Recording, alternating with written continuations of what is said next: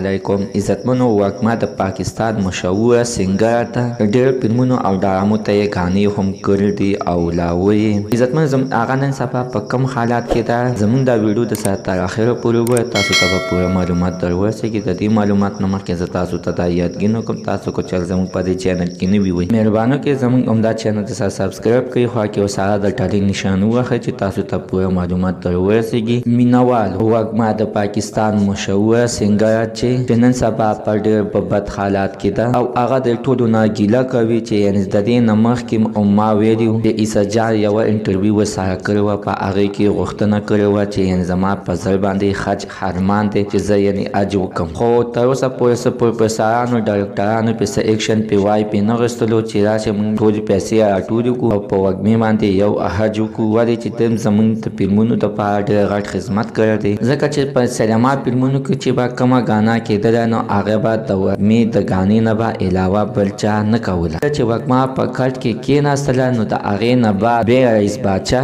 نازي اقبال، عبدالراج ګانې شروع کړلې او وږمې همدغه ګیله هم کړې ده چې اوسه پورې ما نه جهانګیر خان او ارباز خان دلې میداني دی راغلی چې وږمې ته په کم حالات او وږمې همدا هم ویلي دي چې موږ سنګر چې کله بوډۍ شو نو زموږ د تپوس بیا څوک نه وي. د وږمې په زړه باندې ډېر ارمانونه خو یو ارمان یې پوره نه شو، ځکه عزتمنو چې وږمه نن سبا ډېر په بد حالات کې پرته ده او د مرګ حالات کې ده. الله تعالی دې وږمې ته صحت ورکړي او الله تعالی دې په خپل رحم وکړي او خپل غیباني مدد دې ورسره وکړي. موږ نننۍ معلومات ته د دې پورې د نوي معلومات لپاره د سره زموږ همدا چینل د سره سبسکرایب کړئ، خوا کې ورسره د ټالۍ نشان ووهئ. د هره یوه نوي معلوماتي ویډیو تاسو ته په اسانۍ باندې در ورسېږي.